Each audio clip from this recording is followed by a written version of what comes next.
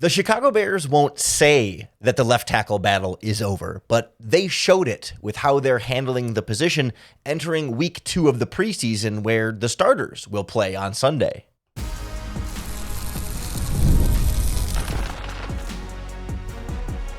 You are Locked On Bears, your daily Chicago Bears podcast. Part of the Locked On Podcast Network, your team every day. This is Locked On Bears, and I'm your host, Lauren Cox. I'm here to bring you your daily, in-depth Chicago Bears news and analysis. You can follow me on Twitter at CoxSports1, and you can follow the podcast at Locked On Bears on TikTok, Instagram, Facebook, Twitter, and the Locked On Bears YouTube channel, where you can keep up with all of our video podcasts as well. Thanks for making Locked On Bears your first listen today. We're part of the Locked On Podcast Network, your team every day. On the show today, I want to bring you the latest in the Bears left tackle battle, where it sure seems like all signs are pointing to Braxton Jones as the clear winner of the left tackle battle and your week 1 starting left tackle, with how they're handling everything else at the offensive tackle position, where maybe there's still more concern than we've assumed up to this point. But we're also going to see the starters play this Sunday against the Buffalo Bills, and we'll hear from Ben Johnson about why they didn't play against the Dolphins, but why they're deciding to play them now against the Bills, and what's different about those two decisions for this team. And then we'll wrap up with a quick check-in on the backup quarterback situation, where some of the hype around Tyson Bagent, I think, is just getting a little bit too far out of control. But this left tackle battle looks pretty much fully decided at this point. I'm ready to declare it over. It feels like it's almost like it's on election night, where it's like, no, all the votes haven't been counted yet, but I'm ready to project a victory for Braxton Jones in this left tackle battle. Where, okay, yes, we do need to make sure that whatever the metaphorical equivalent is to all the votes are counted, like all the practices still have to happen, and the players need to keep performing at the practices the way that they have been. But generally, we have reached the point where Braxton Jones is winning this left tackle battle, because on Wednesday's practice, for the first time, the Bears had Ozzie Trapillo practicing at right tackle in addition to left tackle. For the first time, they're having him do multiple tackle positions, while Braxton Jones remains at left tackle. And so when we think about this Bears battle, whoever wins is going to be the starting left tackle. Whoever loses is going to be the swing tackle. And they will expect the swing tackle to be the first guy off the bench to play either left or right tackle. So presumably, the player who's going to be in that swing tackle role should probably get some practice reps at both left and right tackle. And when you look at both Ozzie Trapillo and Braxton Jones is still just getting left tackle reps, and mostly with the first team. But now Ozzie Trapillo is getting second team right tackle reps and playing both tackle spots. If this were still truly a neck and neck 50-50 coin toss competition, then you're keeping Ozzie Trapillo at left tackle to see as much of him at left tackle as you possibly can, and have him just focus on that one thing to be the best version of the left tackle he can possibly be, to see if that's better than Braxton Jones. But them having Trapillo work in at right tackle, I see is waving some sort of white flag and saying, yes, well, they're not going to declare it over. Braxton Jones is the leader at left tackle. And maybe they obfuscate some things by, they threw in and Theo Benedict, last year's undrafted rookie free agent that we saw on Hard Knocks, he got some first team reps at left tackle ahead of Braxton Jones, who got some second team reps, and Karan Amagaji, who got some third team reps. And it's like, all of a sudden, is Theo Benedict entering the mix? Is there a new competitor in this left tackle battle? No. They're not having an undrafted, like last year's undrafted free agent is not now all of a sudden, weeks into training camp of the preseason, a legitimate, real threat to start at week 1. Benedict is a guy that we've heard offensive line coach Dan Rochar praise as someone who's shown a ton of improvement and who has come a long way. And I think him getting those first team reps is a reward, right? It's saying, hey, we recognize how hard you've been working and how good of a job you've done. So let's give you some of those to show you that, like, we're allowing you to progress and seeing where your growth is. To say, okay, you've been practicing well. Let's see how you do against Montez Sweat and Dayo Odangbo in a practice situation. I don't think that does not mean that they're seriously considering starting Theo Benedette at left tackle. If they were, this would be a disaster position on the offensive line. And we would be like DEFCON 1, right? 1 is the most serious DEFCON, right? Like 5-alarm fire, but DEFCON 1 emergency left tackle is a problem. You need to go out and sign a free agent or trade for somebody if you're seriously considering Theo Benedette as a week 1 starting left tackle. So if Benedette's getting those left tackle opportunities, Trapillo's not, but Braxton Jones was the first team left tackle, first guy getting starting left tackle reps at practice, and then came back to it later on in practice. Like, it seems very clear based on their actions that Braxton Jones is the plan A. They are starting him as the starting left tackle, and Ozzie Trapillo has, for now, lost the left tackle battle and will then be that swing tackle. I think the bigger question mark right now is like Karan Amagashi is playing with the third team and Theo Benedette is playing with the first and second team. Like, is Karan Amagashi like in real jeopardy here? And I still think the answer to that is also no, because Amagashi has been injured again and now is just getting back from injury. So I think as part of his sort of ramping back up, he goes in with the third team because he's just not truly 100% just yet. And I think that probably is the extent of that. But if he is falling behind truly, then maybe he needs to start playing some guard and some other positions just to try and find a spot for him to be useful on this offensive line depth chart if he's really going to be buried down beyond these guys. But by all accounts, we can pretty much pencil in, or in pen, write in Braxton Jones starting left tackle. Ozzie Trapillo will be the swing tackle. Amagashi probably almost certainly still makes the roster as number 3 offensive tackle who maybe kicks inside the guard. And Theo Benedette is almost certainly going to be a practice squad player this season that they're very encouraged about and like seeing the growth and progress and development from, but not anything more than that just yet this early in his career. Because I think this Braxton Jones left tackle decision might have been made even before the Dolphins preseason game last Sunday, because of something that offensive line coach Dan Rochar said on, I believe it was on Wednesday. And I don't have video or audio of it to play for here, but I can read you the quote from Dan Rochar. He was asked about Braxton Jones. He said, they talked on Tuesday about, when they had the day off. He said they had a little communication, and Dan Rochar said, quote, "I thought on Friday against Miami in the one-on-ones," so this would be at the joint practices on Friday. He said, quote, "I thought on Friday against Miami in the one-on-ones, I saw him set with balance, his hips were down, and he used his length, and I saw a player we can win with.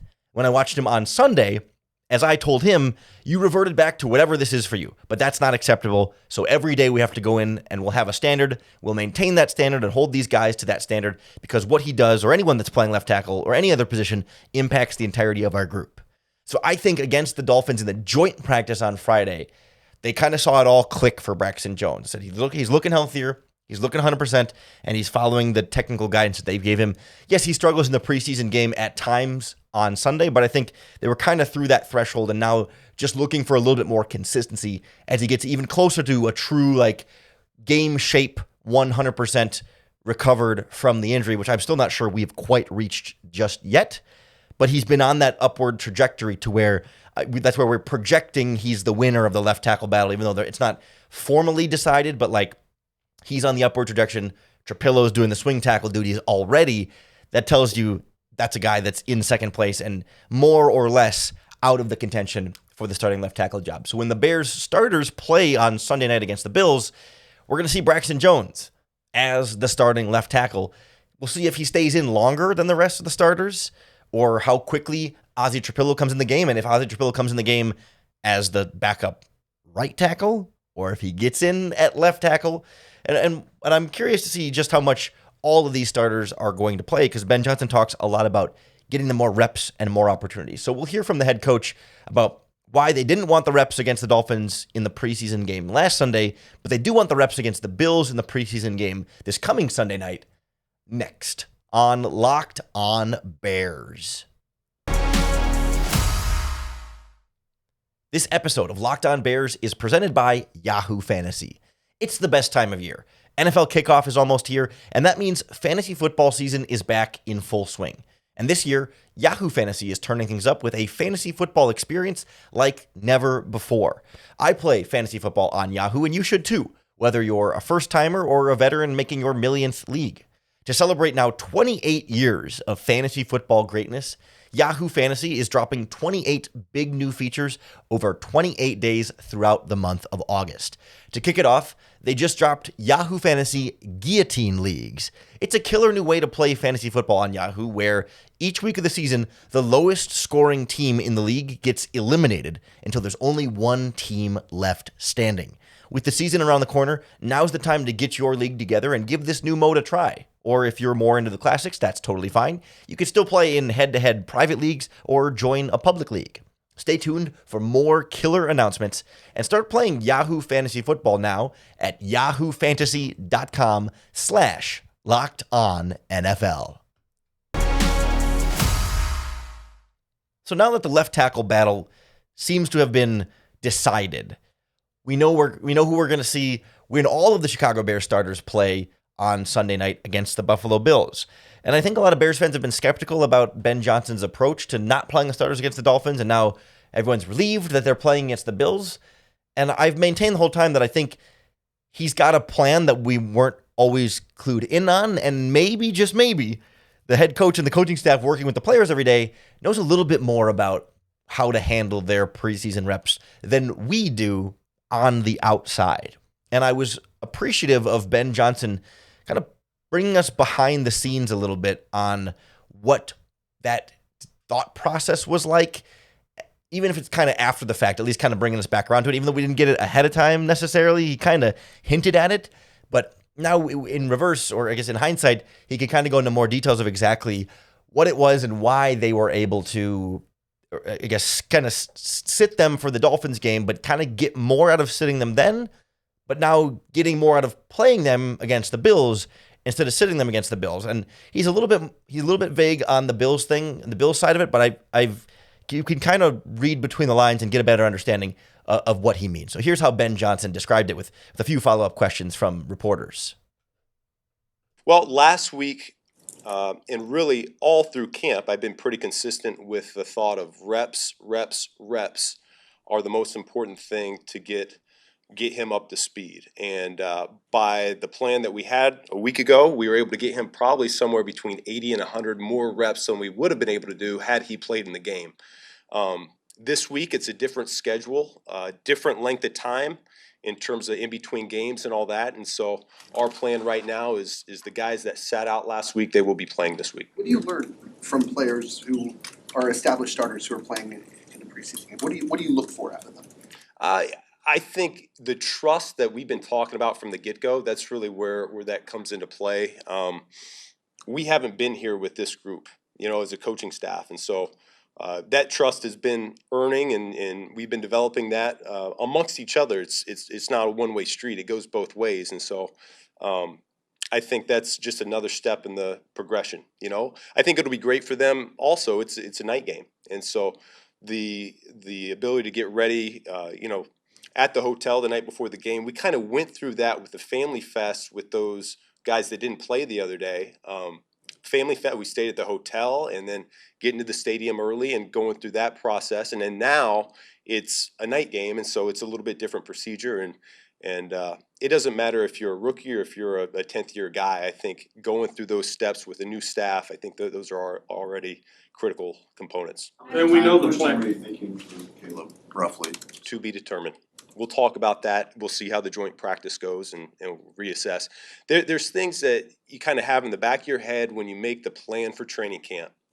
And as you go through training camp, things change. And that's what we do. We adjust. We like to say upstairs, no one adjusts better than us. I think our players understand that. And so that's just what we do as coaches is we flow, we get the numbers from sports science, whatever we need to do, what's best for the team, what's best for each individual player. That's how we determine that.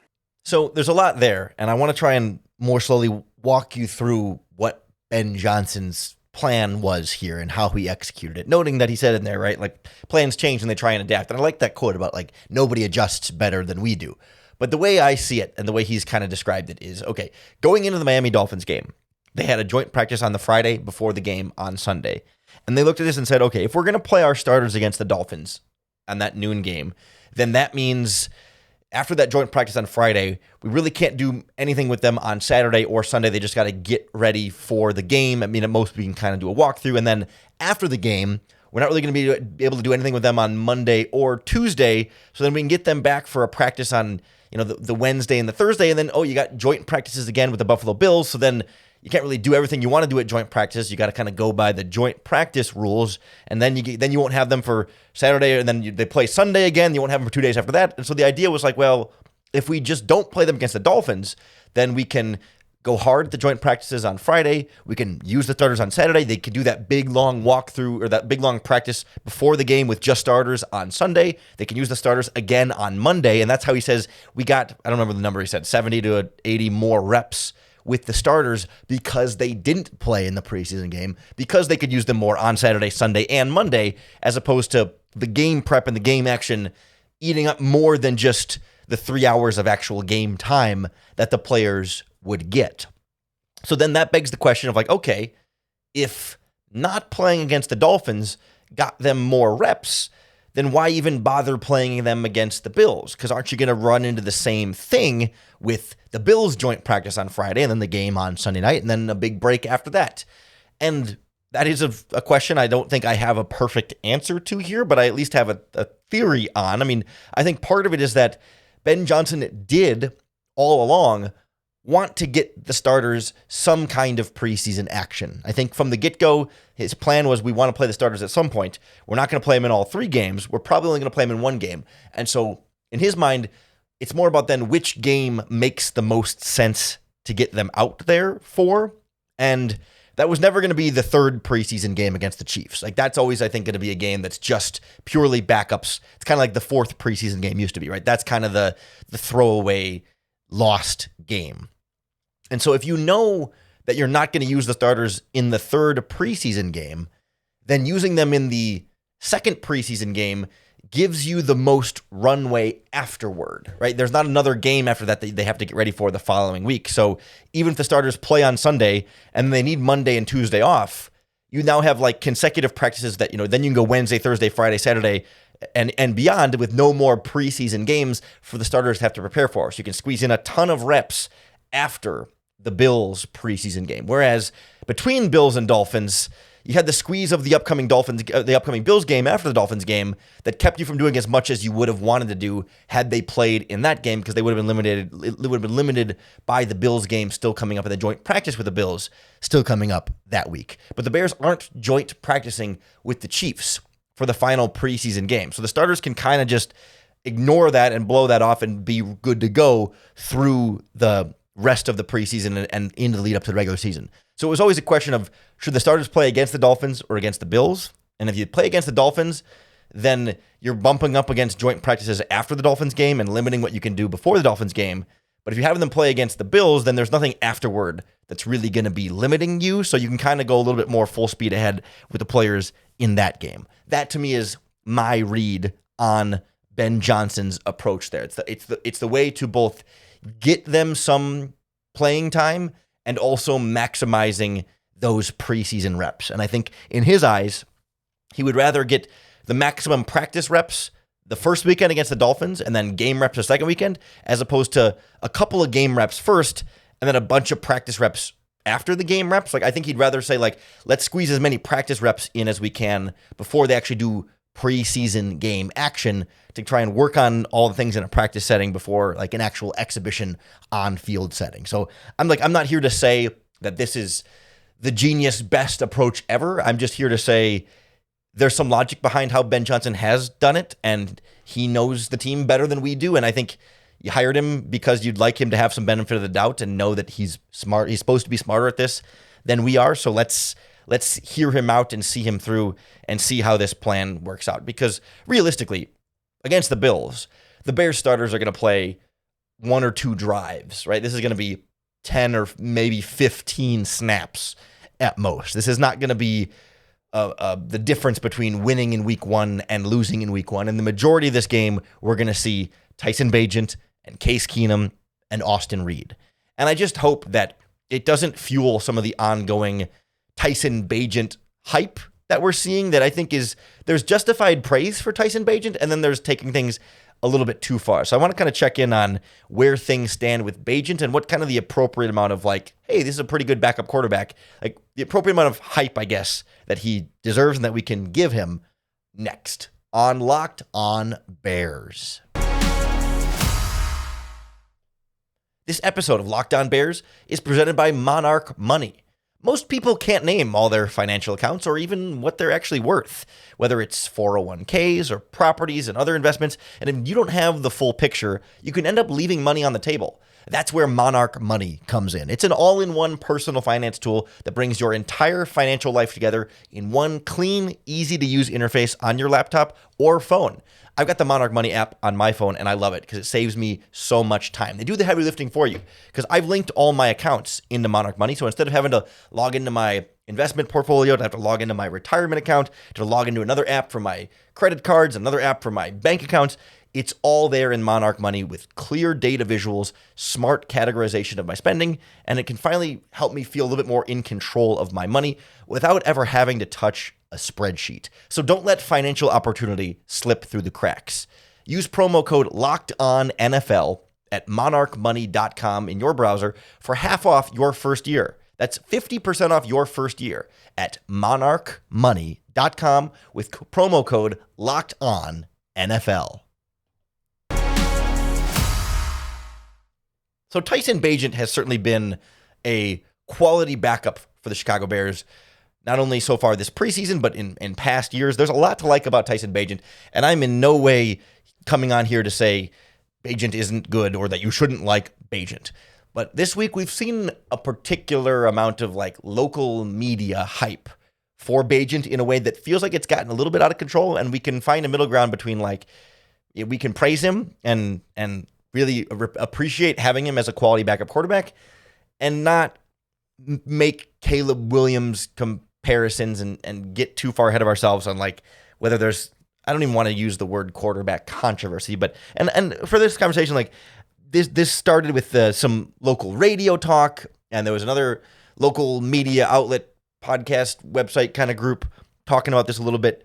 And so like I'm not here to be like critical of individual media members. I have a lot of respect for all of the people involved in these conversations. And I get like they're doing their jobs and sharing their sports opinions and doing the same thing I'm doing on this podcast. And I'm sure they're not going to agree with everything I say either. So like this is not to be like Locked On Bears is calling out these other outlets and telling them they're bad or whatever. And like, no, that's not the case. But I just think it's important to kind of check in on the conversation and slow down just a little bit. So like part of the conversation was like, and I've seen this even beyond just the media members, but fans on Twitter will say this too, right? That Tyson Bagent looks like he's operating the offense at a higher level than Caleb Williams. He's picking it up quicker than Caleb Williams. And is that a bad sign for Caleb Williams that this former undrafted free agent out of, was it Division II or FCS? A small school undrafted free agent is picking up the offense quicker and is maybe looking a little bit sharper in Ben Johnson's offense. And I don't think it's necessarily gotten to the point where, no, I don't think anyone's calling to say like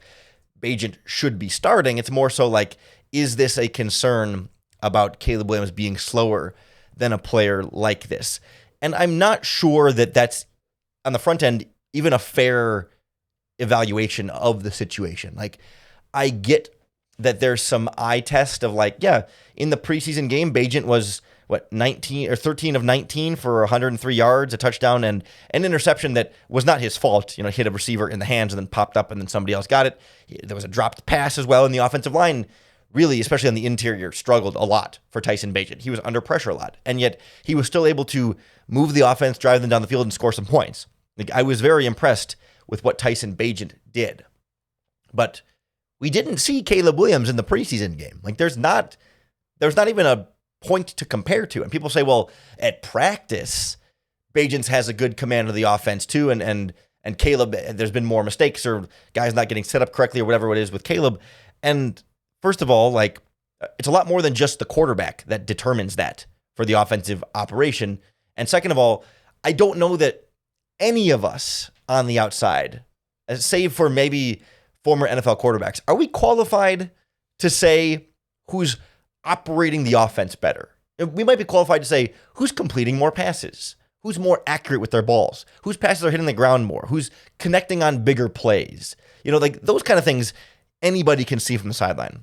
But when we're talking about operation of the offense and like getting guys set, do us media members that we're not NFL quarterbacks or coaches, like, don't get me wrong, I'm never going to be the one to say you can't talk about the game if you didn't play the game. That's not what I'm saying here.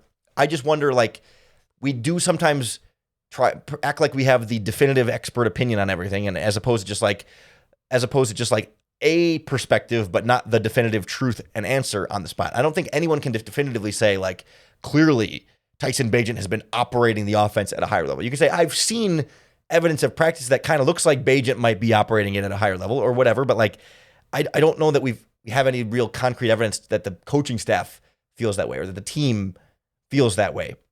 And even if that's the case, even if it's true that maybe Bagent has picked some things up a little bit quicker than Caleb Williams does, I'm not sure that there's the same amount on Bagent's plate and shoulders as Caleb Williams' shoulders. Like when we talk about Ben Johnson throwing everything at Caleb Williams, that's in addition to correcting footwork and mechanics and everything. And I don't know this to be a fact, but I would think that the backup quarterback, the backup quarterback still has to learn every aspect of the offense and be able to operate as though he's a starter.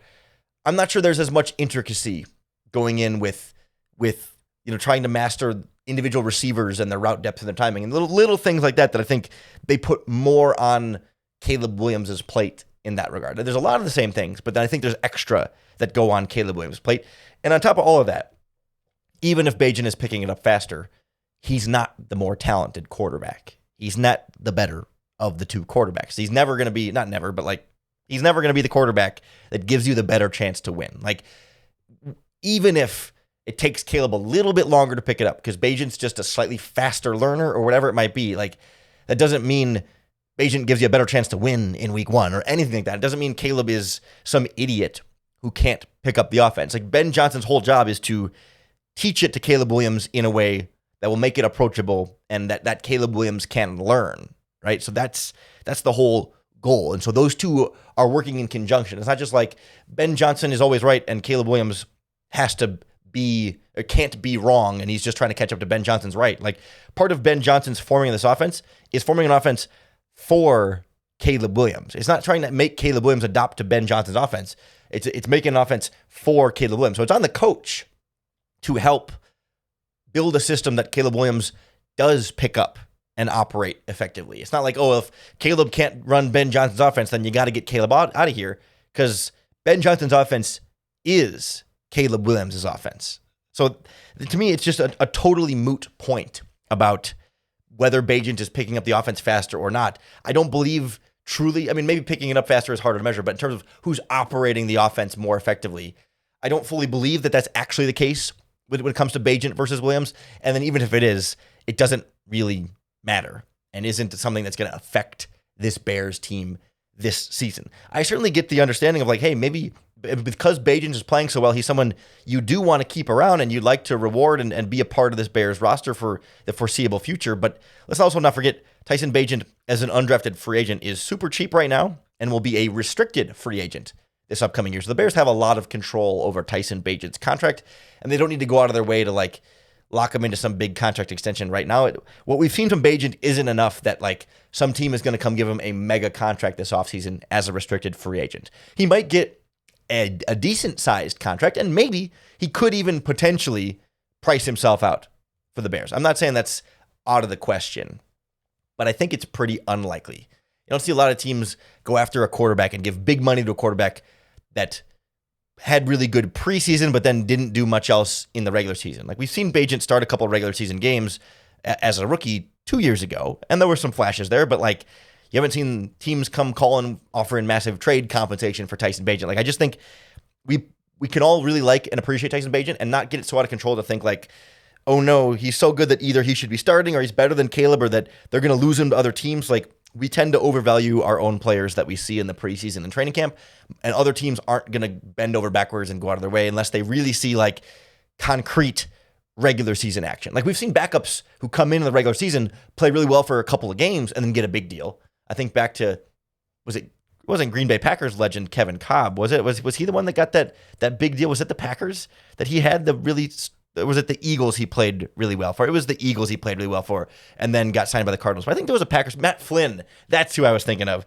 Matt Flynn of the Packers, right? Came in and played really well for like 3 games and then got a huge contract and then was a huge bust. Like, yeah, if Bagent were to play 3 or 4 regular season games this year and play really well, that's when you get into trouble of potentially losing him. But for now, he's a quality young backup who's probably going to beat out Case Keenum for the second quarterback spot on this 53.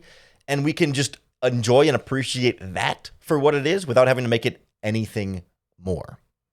Certainly, we'll see how all 3 of these quarterbacks perform in the preseason game on Sunday. Tomorrow on Locked On Bears, we'll preview the Bears-Bills matchup and all the things we need to watch for from the starters and the backups. So make sure you tune in tomorrow and subscribe to the Locked On Bears podcast on YouTube or wherever you listen to podcasts, because that's going to be the best way to keep up with all of our daily in-depth Chicago Bears news and analysis. Thanks for making Locked On Bears your first listen today. We're part of the Locked On Podcast Network. That means your team every day. And if you're looking for a second listen today, you can always check out the Locked On Fantasy Football podcast. NFL fantasy draft season is here. And so Locked On Fantasy Football with hosts Vinny Iyer and Katie Madjuk are here every day to help you prep for your fantasy draft and become the most informed manager so you can take home your league's trophy this season. So find Locked On Fantasy Football on YouTube or wherever you get your podcasts. And then coming back tomorrow, make Locked On Bears your first listen once again for another opportunity to bear down.